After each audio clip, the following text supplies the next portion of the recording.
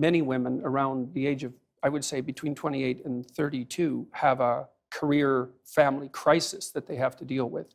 And I think that's partly because of the foreshortened time frame that women have to contend with. Like, women have to get the major pieces of their life put together faster than men, which is also partly why men aren't under so much pressure to grow up. So because for the typical woman, she has to have her career and family in order pretty much by the time she's 35, because otherwise the options start to run out. And so that puts a tremendous amount of stress on women, especially at the end of their 20s. I think I take issue with the idea of the typical woman, because, you know, all women are different. And that's what I want to just put another quote to you from the book. Well, you they're say, different in some ways and the same in others. Okay, you say women become more vulnerable when they have children. Oh, yes. And you talked in one of your YouTube interviews about crazy harpy sisters. So, simple question. Is gender equality a myth in your view? Is that something that's just never going to happen? It depends on what you mean by equality. No, Being if you treated mean fairly, men and women, getting the same opportunities?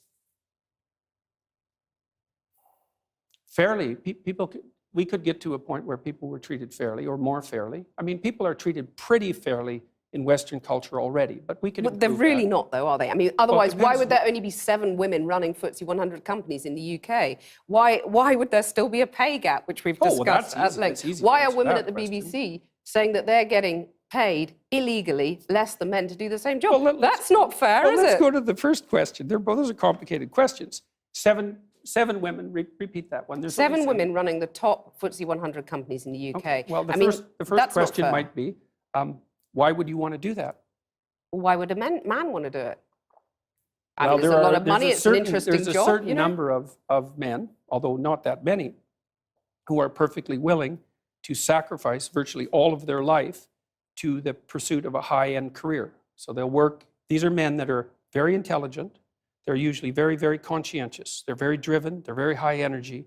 They're very healthy. And they're willing to work 70 or 80 hours a week, nonstop, specialized at one thing to get to the top. So you're saying women are just more sensible. They don't want that because it's not a nice life. I'm saying that's part of it, definitely. And so I work So you don't think there are barriers in their way that prevent them getting to the top of those there are companies? some barriers, yeah, like men, for example. I mean, to get to the top of any organization is an incredibly competitive enterprise. And the men that you're competing with are simply not going to roll over and say, please take the position. So let me come back to my absolute question. all-out warfare. Is gender equality a myth? I don't know what you mean by the question. Men and women aren't the same, and they won't be the same. That doesn't mean they can't be treated fairly. Is gender equality desirable? If it means equality of outcome, then almost certainly it's undesirable. That's already been demonstrated in Scandinavia, because in Scandinavia... What do you mean by that? Equality of outcome is undesirable. Well, men and women won't sort themselves into the same categories if you leave them alone to do it of their own accord. I've already seen that in Scandinavia. It's 20 to 1 female nurses to male, something like that. It might not be quite that extreme, and approximately the same male engineers to female engineers. And that's a consequence of the free choice of men and women in the societies that have gone farther than any other societies to make gender equality the purpose of the law. Those are ineradicable differences. You can eradicate them with tremendous social pressure and tyranny, but if you leave men and women to make their own choices, you will not get equal outcomes. Right, so you're saying that anyone who believes in equality, whether you call them feminists, call them whatever you want to call them, should basically give up because it ain't going to happen. Only if they're aiming at equality of outcome. So you're saying give people equality of opportunity, that's fine. It's not only fine, it's eminently desirable for everyone, for individuals and for society. But still women aren't going to make it. That's what you're really saying. It depends on your measurement techniques. They're doing just fine in medicine. In fact, there are far more female physicians than there are male physicians. There are lots of disciplines that are absolutely dominated by women. Many, many disciplines. And they're doing great. So... Let me put something else to you from the book. You say the introduction of the equal pay for equal work argument immediately complicates even salary comparison beyond practicality for one simple reason. Who decides what work is equal? It's not possible. So the simple question is, do you believe in equal pay? Well, I made the argument there. It's like it depends on so who you defines don't believe it. in equal pay? No, I'm not saying that at all. Because a lot of people listening to you will just say, I mean, are we going back to the dark That's ages because they're actually here? not listening.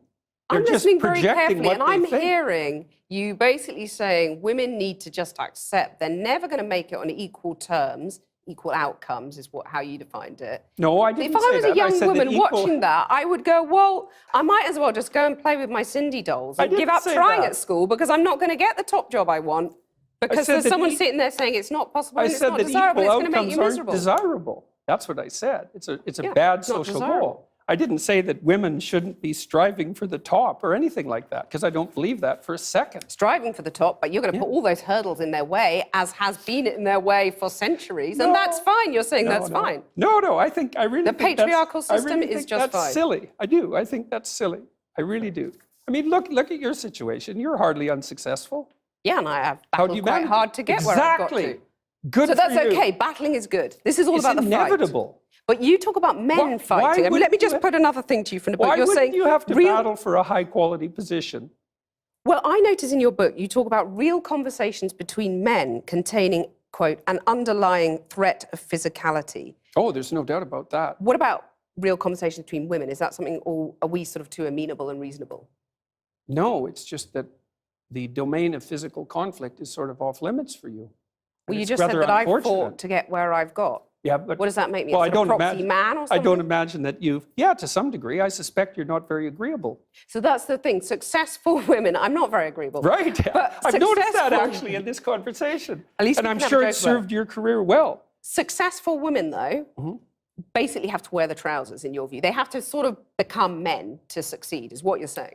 Well, if they're going I've had to fight to succeed, if they're therefore going to I'm an compete honorary against man. men, certainly masculine traits are going to be helpful. I mean, one of the things I do in my counseling practice, for example, when I'm consulting with women who are trying to advance their careers, is to teach them how to negotiate and to be able to say no and to not be easily pushed around and to be formidable. And you need to, if you're going to be successful, you need to be smart, conscientious, and tough. Well, here's a radical idea. Why don't the bosses adopt the male bosses, shall we say, adopt some female traits so that women don't have to fight and get their sharp elbows out for the pay rises? It's just accepted if they're doing the same job, they get the same pay. Well, I would say partly because it's not so easy to determine what constitutes the same job. But You know, that's because, arguably, yeah. there are still men dominating our industries, our society, and therefore they've dictated the terms for so long that women have to battle to be like the men. No, it's not true. It's not true. So, for Where's the example, evidence? well, I can give you an example very quickly. So I worked with women who worked in high-powered law firms in Canada for about 15 years, and they were as competent and put together as anybody you would ever meet. And we were trying to figure out how to further their careers.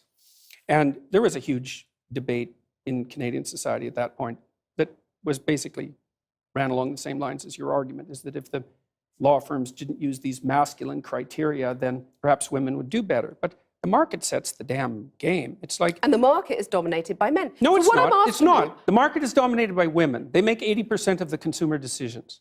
That's not the case What? at all. If you're talking 80%. about people who stay at home looking after children, by and large, they are still women. So they're going out doing the shopping. But that is changing. They make all Anyway, the what I want to consumer ask decisions. You, okay, so So what the I want to market ask is you- driven by okay, women, not men. Right. Okay, and if you're a lawyer And they in still Canada... pay more for the same sort of goods.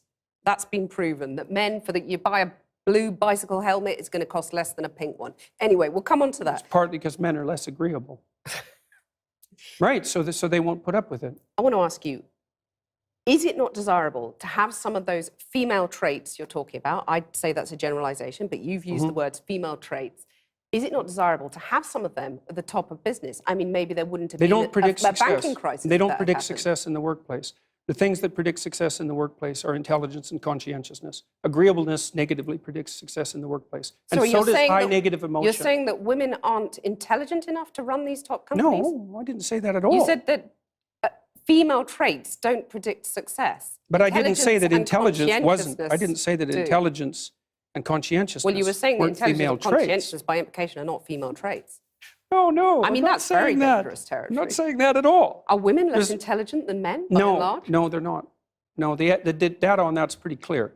The average IQ for a woman and the average IQ for a man is identical. There is some debate about the flatness of the distribution, which is something that James Damore pointed out, for example, in his memo, but there's no difference at all in general cognitive ability. There's no difference to speak of in conscientiousness. Women are a bit more orderly than men, and men are a little bit more industrious than women, but the difference isn't big. But know that plenty of- averages into Plenty of men conscientious. who aren't necessarily as Well, of industrious. course. But we'll, these are- we'll, okay. we'll But no, female but traits, you asked me though, a why question. are they not... Feminine traits, Why let's are they say. not desirable at the top of... Feminine traits, why are they not desirable at the top of business? It's hard to say. I'm just laying out the empirical evidence. Like we know the traits that predict success. But we also know, because companies by and large have not been dominated by women over the centuries, we have nothing to compare it to. It's an experiment. True, and it could be the case that if companies modified their behavior and became more feminine, that they would be successful. But You there's seem no doubtful about evidence that. for it.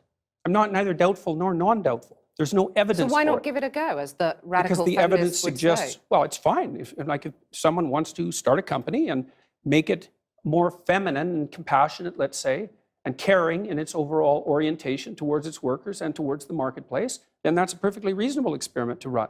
My point is that there is no evidence that those traits predict success in the workplace. And there's Because it's this never evidence been is- tried. Well, that's not really the case. Women have been in the workplace for what? At least ever since I've been around, the representation of women in the workplace has been about 50%. You didn't frankly have the balls to put country before party.